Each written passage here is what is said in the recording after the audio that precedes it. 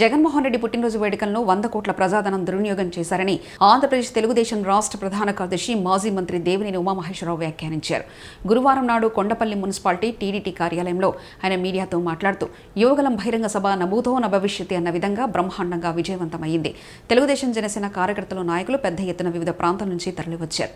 సభ లోపల ఎంతమంది ఉన్నారో బయట 4 రెట్లు రోడ్ల మీద ఉన్నారు. అన్ని వర్గాల ప్రజలు ప్రభుత్వం మీద కసితో యువత పోరాటం చేయాలని అన్నారు.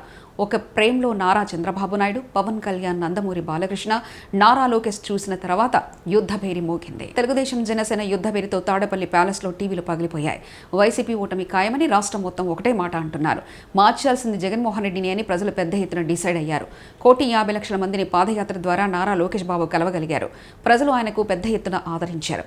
ప్రతి 100 కిలోమీటర్లకు ఆ ప్రాంతంలోని ఏ సమస్యను పరిష్కరించాలో పైలన్ వేయడం జరిగింది. ఫిబ్రవరి, మార్చిలో ఎప్పుడైనా ఎన్నికలు రావచ్చని సంకేతాలు వస్తున్నాయి. జరగబోయే ఎన్నికలు జగన్మోహన్ రెడ్డి అహంకారానికి, ఆంధ్రప్రదేశ్ ప్రజల ఆత్మగౌరవానికి పోటీ జరుగుతుంది. సొంత పత్రికలో 100 కోట్లతో తన పుట్టినరోజును యాడ్లు వేసుకున్నాడు. లక్షల కోట్లు దోచుకొని నేను పేదవాడిని అరిగిపోయిన గ్రామ్ ఫోన్ రికార్డులాగా పదే అబద్ధాలు చెప్పి ప్రజలను మోసం చేయాలని చూస్తున్నారు. ఒక్క ఛాన్స్ అని మోసం చేసి మళ్ళీ ఇప్పుడు కొత్తగా ఎస్సీ, నా ఎస్టీలు, నా బీసీలు, నా బిడ్డలని తయారయ్యాడు. ఎన్నికల శంకరావం ఉత్తరాంధ్రలో తొలి బీజం పడింది. రాయలసీమ, తిరుపతిలో, కోస్తాంధ్ర, అమరావతిలో బహిరంగ సభలు జరుగుతున్నాయి.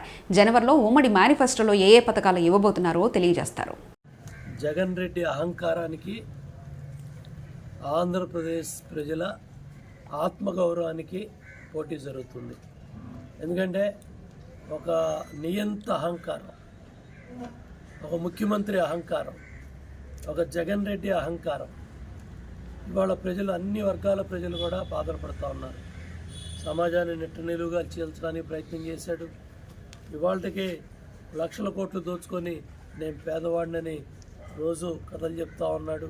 ఇవన్నీ కూడా ఏంటంటే ఒకే అబద్ధాన్ని 10 సార్లు అదే అరిగిపోయిన గ్రామ్ఫోన్ రికార్డులాగా పదే చెప్పి ప్రజలను నమ్మించాలని, మోసం చేయాలనే ప్రయత్నం చేస్తూ ఉన్నాడు. లాస్ట్ టైం ఒక్క ఛాన్స్ అని మోసం చేశాడు. ఇప్పుడు నా బిడ్డలు, నా ఎస్సీలు, నా ఎస్టీలు, నా బీసీలు అని మళ్ళీ కొత్త రాగం అందుకున్నాడు. ఇవన్నీ కూడా ఎన్ని కూని రాగాలు తీసినా ప్రజలు నమ్మటానికి ఇవాళ సిద్ధంగా లేరు. మొత్తం ఇతను అన్ని రంగాలను కూడా నాశనం చేశాడు. ఇందా చెప్పాను, నిత్యావసర వస్తువుల ధరల వల్ల సామాన్య పేద మధ్యతరగతి వర్గాలు 1-2 రెట్లు పెరిగినాయి. గతంలో 5,000 ఉంటే ఈరోజు 15,000 ఖర్చు పెట్టుకోవాల్సి వస్తుంది ఆ కుటుంబం.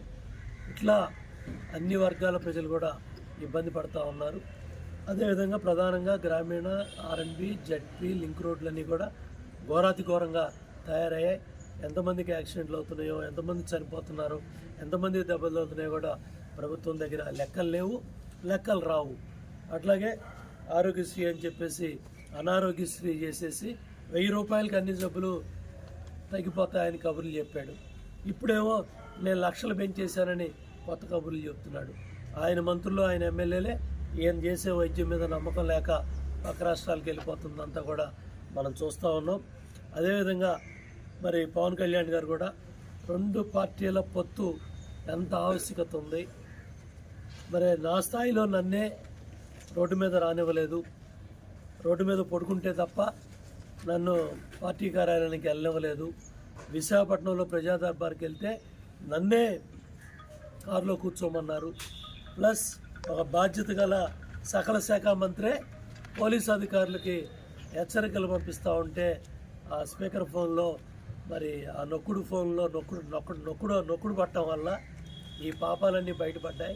అంటే ప్రజాస్వామ్యం ఇవాళ ఈ విధంగా అపహాస్యం చేసి ఇంత దుర్మార్గంగా మరి పెద్దలు మరి రాజ్యాంగాన్ని అపహాస్యం చేస్తున్నారు. కాబట్టి ఈ 2 పార్టీల పొత్తులు ఒక చారిత్రాత్మక పొత్తుగా 160 సీట్లు, 175కి 175 గెలుస్తాననే అహంకారాన్ని బుద్ధి చెప్పాలి. అతను ఇవాళ ఓటర్ లిస్టుతో ఆటలాడుకుంటా ఉన్నాడు. ఓట్లని అడ్డగోలుగా చేర్చే ప్రయత్నం చేసే దుర్మార్గాలను కూడా తెలుగుదేశం పార్టీ, ప్రధాన ప్రతిపక్షం, అధికార మిగతా పక్షాలు అందరూ ఢిల్లీ నుంచి గల్లీ దాకా మేము కంప్లైంట్లు పెట్టాం, వాస్తవాలు చెప్పాం, ఢిల్లీ వెళ్ళి చెప్పొచ్చాం, సెక్రటేరియట్కి వెళ్ళి చెప్పొచ్చాం, కలెక్టర్కి వెళ్ళి చెప్పొచ్చాం, సంబంధిత ఈఆర్ఓలకి, ఏఈఆర్ఓలకి చెప్పాం. కాబట్టి మరి ముసాయిదా లిస్టు తర్వాత మరి వచ్చే నెలలో మరి మెయిన్ లిస్టు కూడా, ఓటర్ లిస్టు ప్రక్షాళన చేసింది వస్తుందంటున్నారు కాబట్టి ఆ 24 ఓటర్ లిస్ట్ చూసిన తర్వాత తప్ప మనం ఏం జరుగుతుందోనే కూడా చెప్పే పరిస్థితి లేదు. అందుకనే వాళ్ళ తాడేపల్లి ప్యాలెస్ భయంలో ఉంది. అందుకనే ఈరోజు చూడండి, ఆయన పుట్టినరోజు అంట. ఆయన జనసేన ప్రభుత్వం వచ్చిన తర్వాత ఆ ప్రాంతంలో ఏదైతే హామీ ఇచ్చామో, ఏదైతే అక్కడ శిలాఫలకం వేసామో, ఏదైతే ఒక 100 కిలోమీటర్లకు ఒక పైలాన్ కట్టారో ఆ సమస్యలన్నింటినీ కూడా ప్రస్తావించడమే కాకుండా గ్రామీణ ప్రాంతాల్లో రోడ్ల వల్ల ఎన్ని ఇబ్బందులు పడుతూ ఉన్నారు, రోడ్ల దుస్థితి మీద, పెరిగిన నిత్యావసర వస్తువుల ధరల వల్ల పేద మధ్యతరగతి కుటుంబాలు ఎలా అతలాకుతలం అవుతున్నాయి, ఎన్ని బాధలు పడుతూ ఉన్నాయి. కష్టపడి ఒక బోండాలు ఆ కుటుంబం కొన్ని దశాబ్దాలుగా పాపం జీవనం సాగిస్తూ ఉంది, పిల్లలను చదివించుకుంది. వాళ్ళకు ఉద్యోగాలు రాక ఈ ప్రభుత్వం వల్ల మోసపోయాం. జాబ్ క్యాలెండర్ ఇస్తానని జాబ్లెస్ క్యాలెండర్లు ఇచ్చాడు. నిరుద్యోగ సమస్య తీవ్రంగా ఉంది. నిరుద్యోగులు ఈ ప్రభుత్వం పట్ల చాలా కోపంగా ఉన్నారు. ఇవన్నీ కూడా తన అనుభవాలన్నీ కూడా చెప్పడం జరిగింది. మైనార్టీ సోదరులు సలాంని ఏ విధంగా వాళ్ళ కుటుంబం ఆత్మహత్య చేసుకుంది, మిస్బా ఏ విధంగా ఆత్మహత్య చేసుకుంది, ఇవన్నీ కూడా నిన్న తన ఈ యువగళం పాదయాత్రలో ఇవన్నీ కూడా అనుభవాలన్నీ కూడా తెలియజేయడం జరిగింది. ఈ రెండు పార్టీల పొత్తు ఒక చారిత్రాత్మక పొత్తుగా భవిష్యత్తు రాబోయే దశాబ్ద కాలం పైగా కొనసాగాలని, ఈ మైత్రి బంధం ముందుకెళ్లాలని ఇరు పార్టీల కార్యకర్తలు, నాయకులు కలిసి రేపు ఎన్నికల్లో పోరాడాలని, ఎన్నికల సంగ్రామ కురుక్షేత్ర రాబోయే 100 రోజులు కూడా లేవు.